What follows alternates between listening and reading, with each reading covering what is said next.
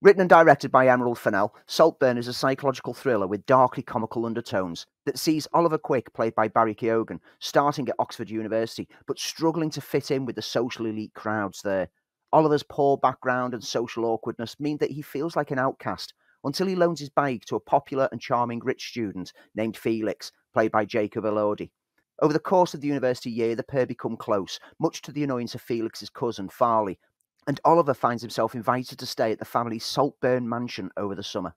There, he discovers Felix's family and all their eccentricities and quirks, with the film pretty soon unravelling into a dark exploration of the class divide, with Oliver being warned that he is just a toy for Felix and that Felix will tire of him, as twisted games of manipulation seemingly play out, with Ollie becoming more and more obsessed with the dashing fellow student. Saltburn is led by Keoghan, who has proven himself in a solid range of support roles in years, but here finds himself positioned front and centre, and he more than delivers from the start.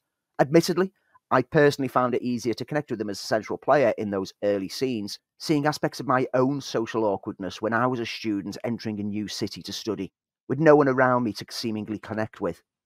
In addition, actually being from the exact same town on Merseyside as Oliver is coming from gave me a unique point of reference, making his backstory feel somewhat relatable.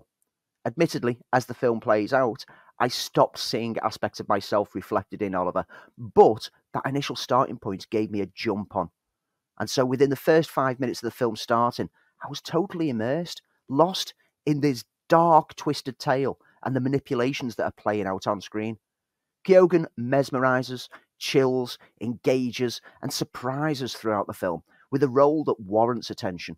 Jacob Elordi is dashingly roguish and complicated in the role of Felix, a character that we deliberately can't quite get a handle on, sometimes seemingly honest and charming, whilst other times being casually dismissive. His nature becomes understandable when we get to meet his family at the Saltburn estate, Richard E. Grant as the eccentric yet distant head of the house, Sir James Catton, while Rosamund Pike plays Felix's mother, Lady Elspeth Catton, warm and caring, but again with a touch of distance. Alison Oliver plays Felix's promiscuous sister, Venetia, who starts her own manipulations of Oliver pretty swiftly after his arrival. This home environment, along with a slew of serving staff and random guests, feels so out of time and cold at moments, and that it serves to explain Felix's occasional distance.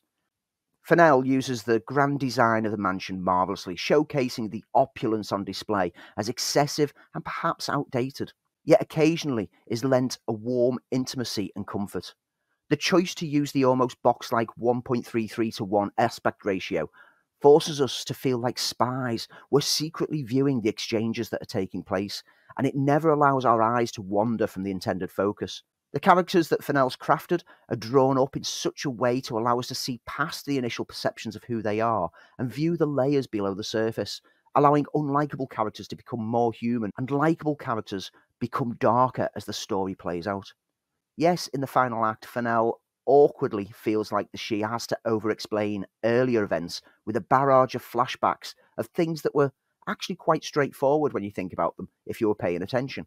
But this is a minor niggle, as the film swept me up and carried me along to those final moments, which, without spoilers, has to be one of the most surprising uses of a Sophie Ellis-Bextor song to date. Saltburn is an amusing and dark exploration of opulence and desire, and it's worth seeing for the stunning central performance of Keoghan alone, but successfully delivers on all aspects around him, and it's a strong contender for my end-of-year top 5 list.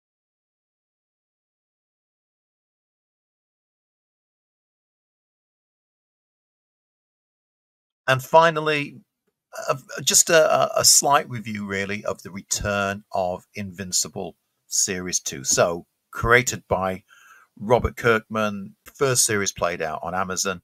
And in a world now where there is really no shortage of super beings on screen, this still feels fresh and different. So we've got Invincible, the teenage character of the title, Mark Grayson, played by Steve Yeun, who still has, well, daddy issues, which you can't blame him for the fact that his father in season 1 turned out to be the big villain. Yes, Omni-Man, a kind of Superman from this particular from this particular universe turns out to be the person who basically betrays not only Mark, his wife, Debbie, played by Sandra Oh, and destroys Chicago along with it.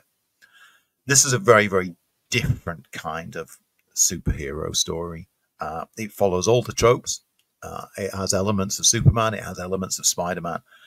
The fact that the plot threads and the characters are all about a looming catastrophe.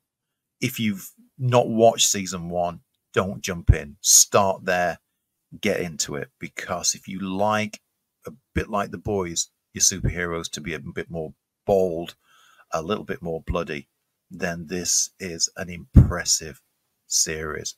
Can't wait to carry on with the series. More than one episode's dropped right now, but I'm watching it week by week because that's how I want to enjoy this show, because I want to savor it. With so many characters being pummeled and disemboweled on screen, this is a great way to talk about superheroes in a very different and fresh way. Available now on Prime Video.